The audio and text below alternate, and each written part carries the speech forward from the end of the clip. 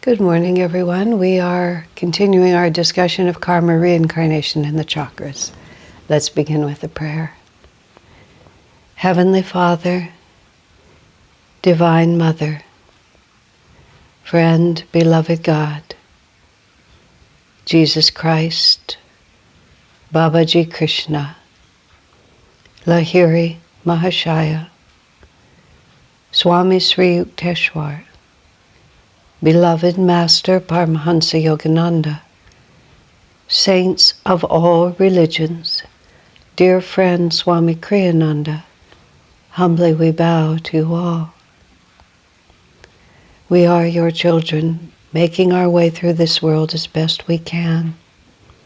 We need your constant support and blessings, your invisible presence, but your audible presence within. Guide us, advise us, protect us from our own folly, inspire us that we see as the most desirable path in life, that which leads to thee. Om, peace. Amen. So, yesterday, last session, we ended talking about the Fire Chakra, and I was talking about the positive way that chakra can be used, how if it expresses positively, it gathers the commitment of the Earth Chakra to inner security, the creativity and the flexibility of the Second Chakra, and applies tremendous energy to using those values to draw energy up to be guided by our sense of connectedness to all reality. The opposite of that is perfectly obvious, which is that we take the energy of the Earth Chakra, but we commit it to a different kind of security. And if we are not using the energy of the Second Chakra for flexibility, then the power of the Earth Chakra simply makes us rigid. So the Third Chakra is also the place where misplaced fanaticism grows from, where we're absolutely dedicated and we put all our energy, but we put it into values that do not take us upward to God, but either freeze us exactly where we are, or worse than that, constantly draw us down into states of consciousness that move us farther away from the light. Bigotry, prejudice, religious fanaticism. And also we can use the power of the will to simply gain dominance over others. And this partly has to do with the relationship now between the third and the fourth chakra. But we can have, it's not just a question, I mean, the obvious weakness of the third chakra is that there is no fire there. And that, as I was saying earlier, we're just wishy-washy in our commitments. And we have perhaps ideals that attract us, but we don't put anything behind them. So we never really accomplish anything. Life passes, we give feeble affirmation to what we're doing, but we don't have the energy to manifest it. That's obvious. But the other way that the Fire Chakra, where the energy really, where there is energy, but the energy leaks out in a horizontal or even a downward direction, is when the lower two chakras are also, out of balance, not being used properly. And so all that fire gets used to commit us to more and more limited realities. You can see like fanaticism in religion and bigotry against other cultures or other peoples, or seeing ourselves as a victim and somebody else is responsible and they're going to pay. And you can really see that bad actions can result from that. But the worst action that results from that is that we have taken our most limited identity, as I was talking earlier, the opposite pole of the spiritual eye is the jiva identified with limitation, the race of my body, the culture that I was born into, my gender, my country, in a bad way, not in an expansive way. All of these qualities, and then if we have power, we use it to enforce that reality on others. You just have to look around at our world today. We see the misuse of the third chakra all over the place. So instead of that energy being used to ever more deeply persuade us that we are a part of all that is. We use that to draw a tighter and tighter circle around ourselves. Now, it's better to have energy than to not have energy. Because if you have energy, and even if you have self-will misused, energy will create experiences. Experiences will create consequences, and consequences over time will teach us. Now, not necessarily quickly, and rarely without suffering. But nonetheless, consequences will teach us. Swamiji always preferred someone with energy, even if that energy was misguided, because at least something was happening. And there's a phrase that Swami uses, energy has its own intelligence. So once energy gets moving, energy is I don't want to say it's a conscious force, but it's a force that influences consciousness. And so as things begin to move, things begin to happen, as I was saying. If we think about it, much of our own learning in life, in the entire purpose of life, which is what I was talking about when I was talking about the 4 stages of expansion of consciousness in earlier sessions, sometimes we put a great deal of energy and commitment behind an idea that gradually is revealed to us to be a bad idea. Commitment to a relationship, commitment to a project, commitment to somebody else's idea of things, commitment to an ideology. And because we've committed to it, a whole lot of other things happen. Because those things happen, we see the folly of our ways. And then we have to say, sometimes with chagrin and reluctance and embarrassment, well, if I hadn't gone forward with so much energy, I never would have learned. So we can't make ourselves safe by doing nothing. Because if we make ourselves safe by doing nothing, the energy simply freezes. Often the energy goes underground and becomes suppressed energy. And even the Bhagavad Gita speaks against suppressed energy. And as Swami put it so succinctly, it just comes out in some weird way somewhere else. And when it does emerge, it's disconnected from its cause, and therefore the possibility of learning is greatly reduced. So even though the consequences of wrong use of the 3rd chakra may be disconcerting, it's better to use it wrongly than not to use it at all. That's the point that I'm trying to make here. But of course, the best way to use it is to build, first, on inner security, second, on intuitive flexibility, and then we put willpower behind it. What are we committed to?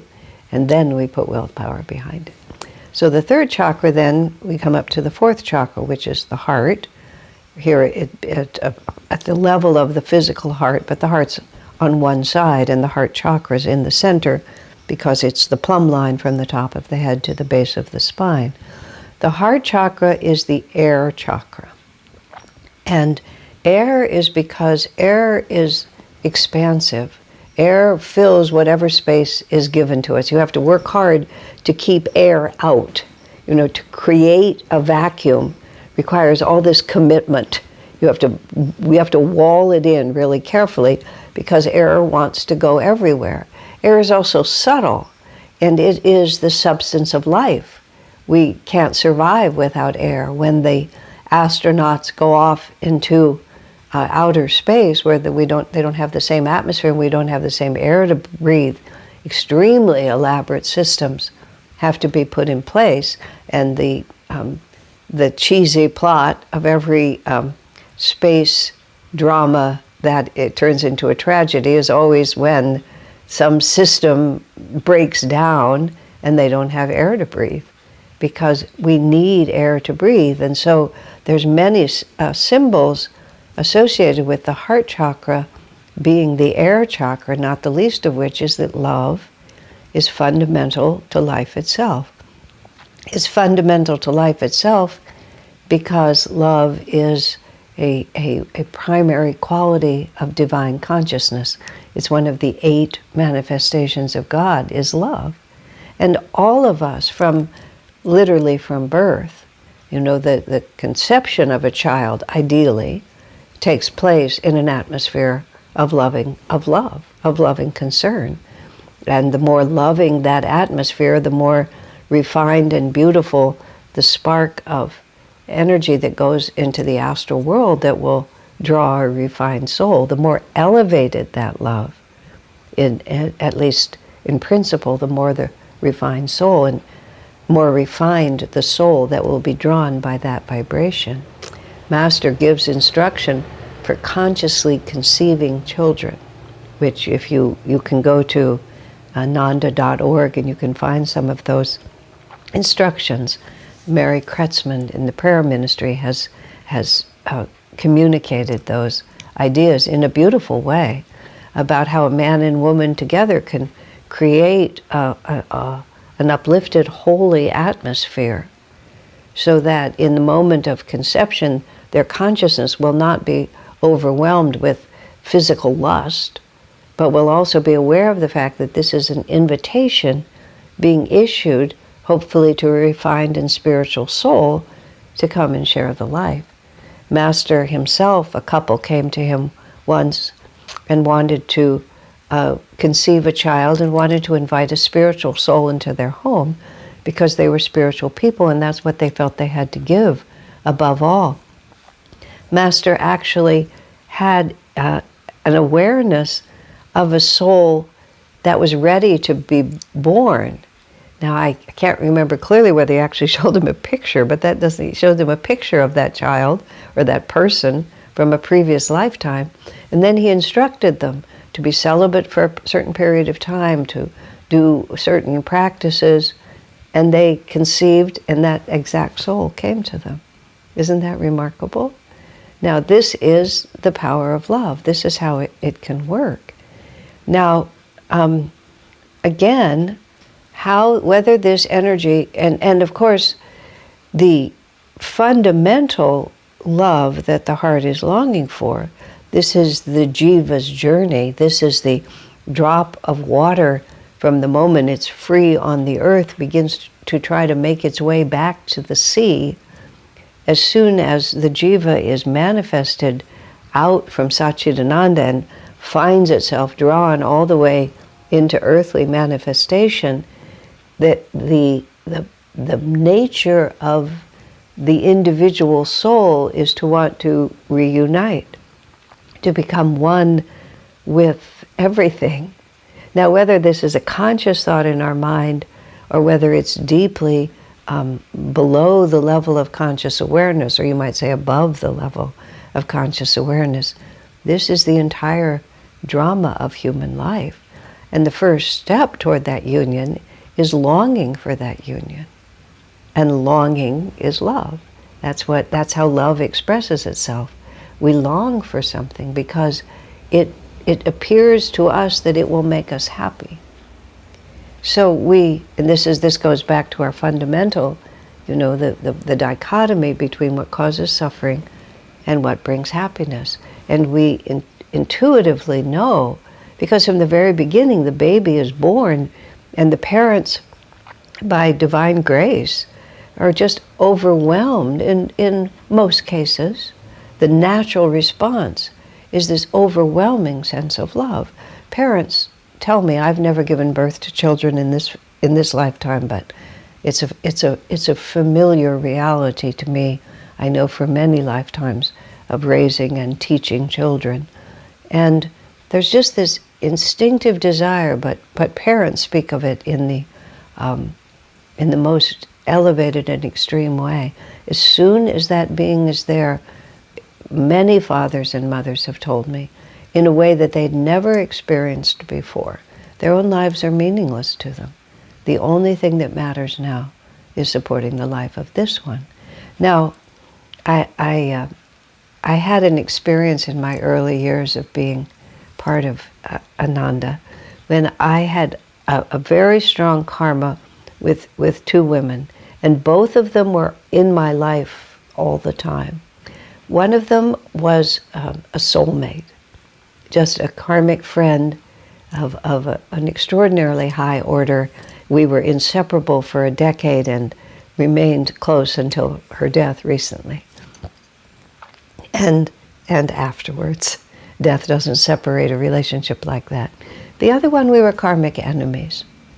And I know in past lives we'd been very close, and then desire and thwarted desire had led to antagonism. So now we were not in a position of actual conflict, which I know that we had been in past lives, horrible conflict.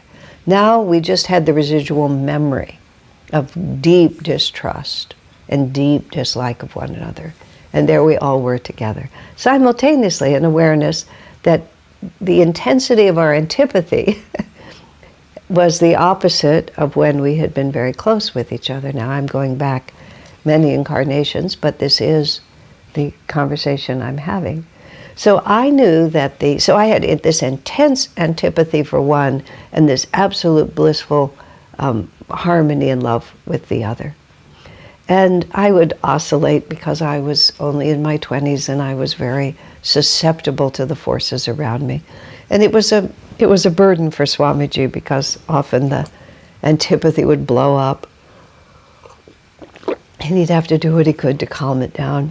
So I would hear that we should be even-minded. We're supposed to be even-minded, and all these things I would hear about equalizing.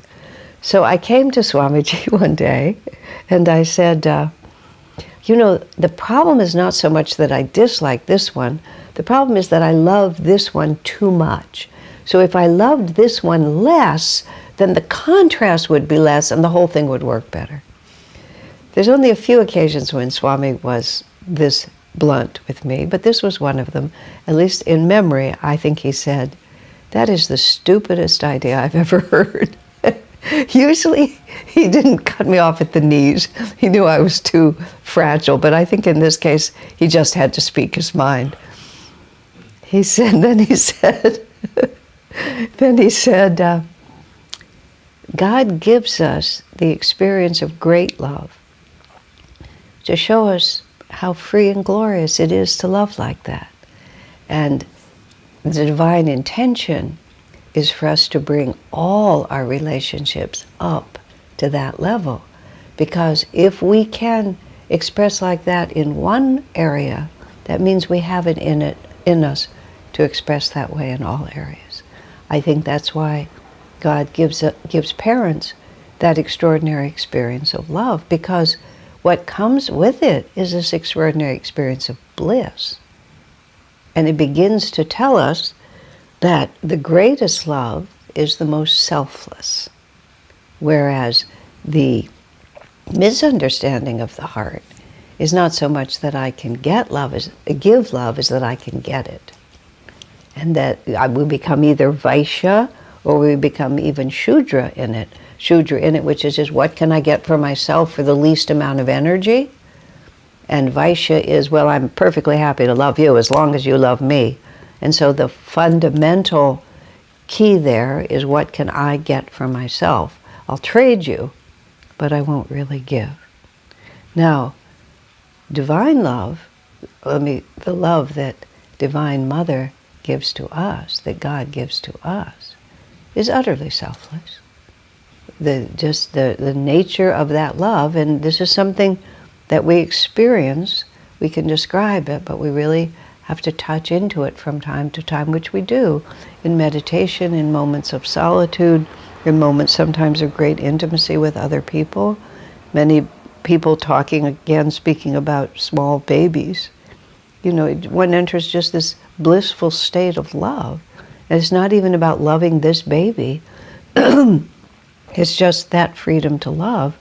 And then we begin, that becomes the measurement for what true love really is. And true love becomes invulnerable to whether it's reciprocated. Because, as Swamiji said when he was dealing for many years with what he called his self-styled enemies, he would never actually call them his enemies. Self-styled meaning they define themselves that way. He would never define them that way. He always defined them as friends and brothers and sisters. But they defined themselves as his antagonistic toward him. But he said, why would I lose twice?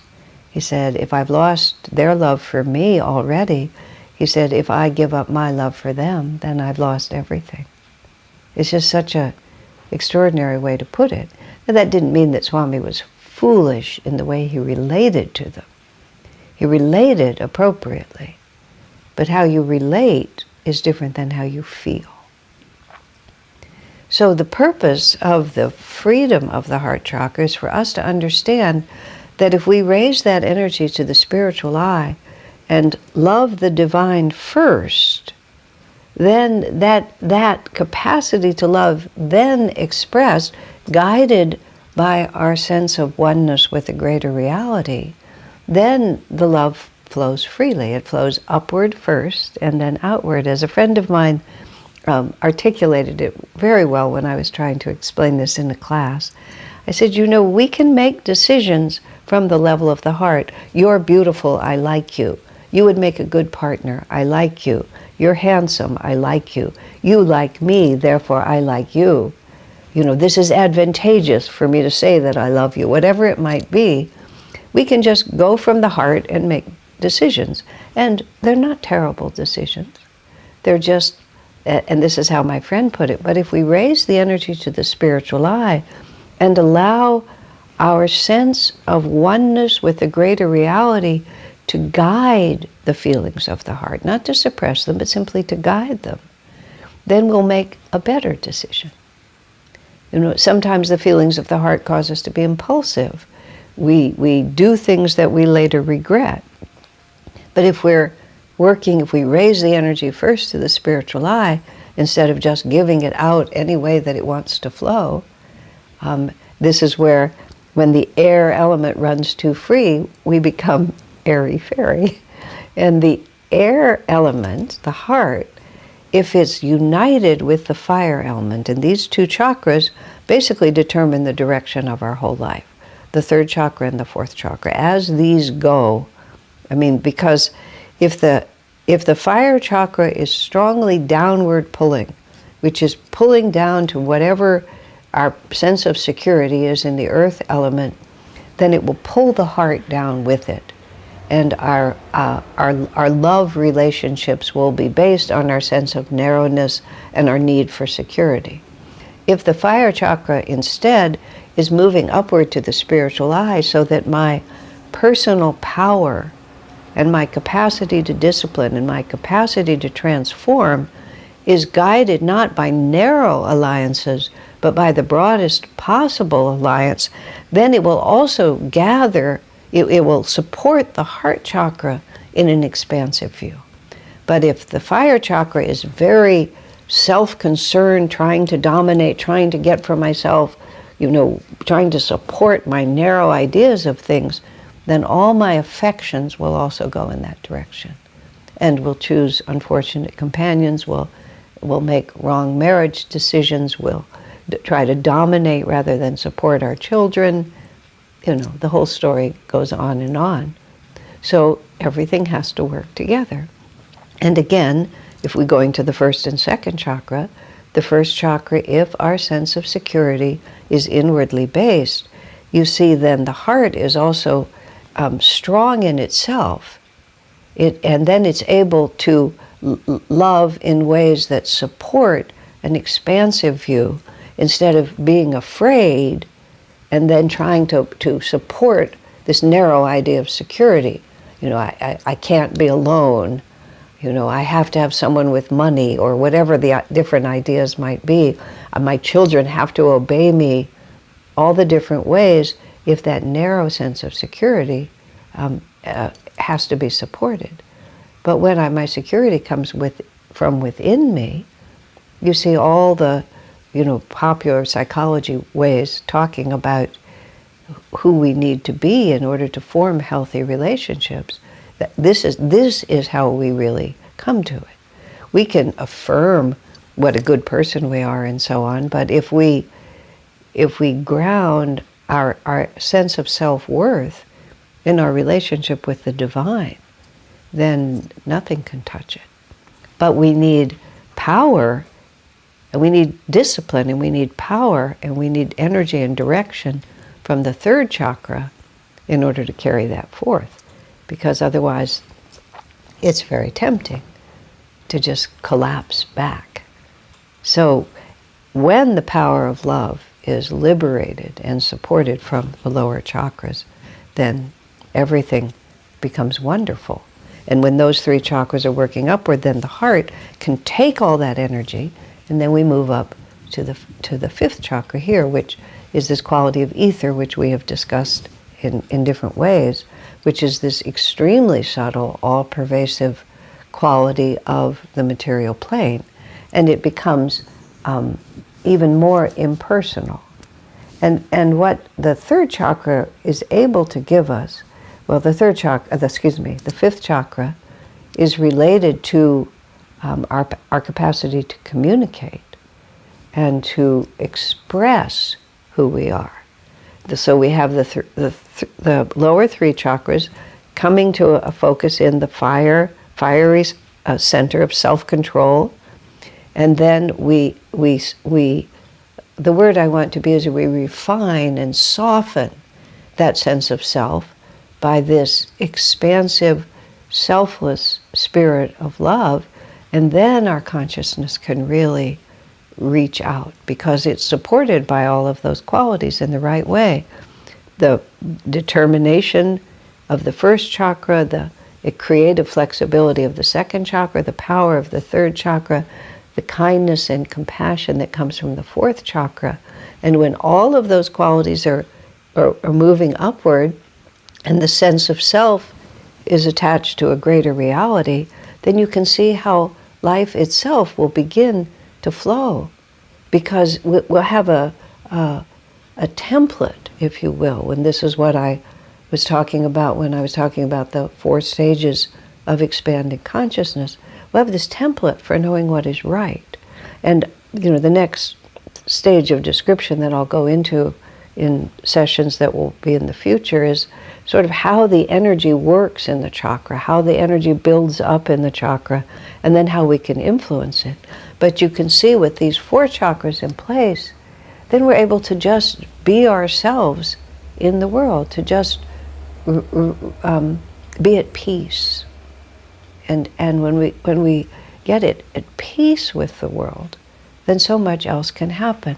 Now, if the heart chakra is not strong, and if the sense of love of the world is not strong, the fifth chakra misexpresses itself because it becomes impersonal in a way that is actually cold.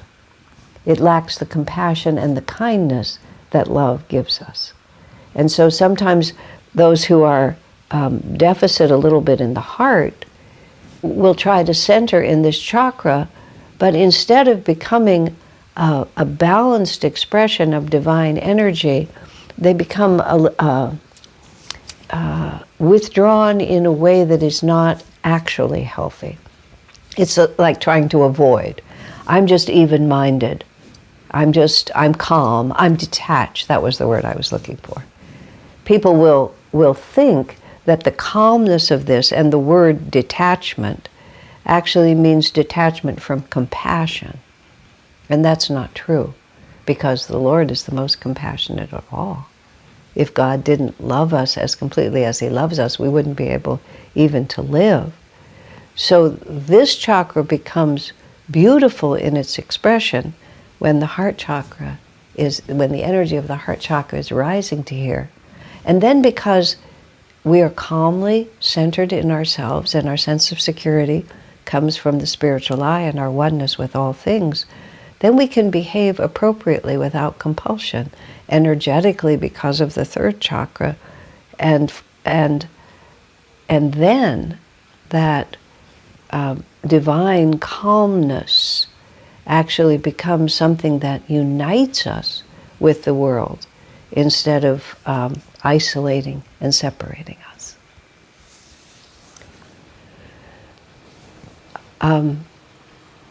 For those of you who are watching in real time, I want you to know that I'm going to be taking the month of August off.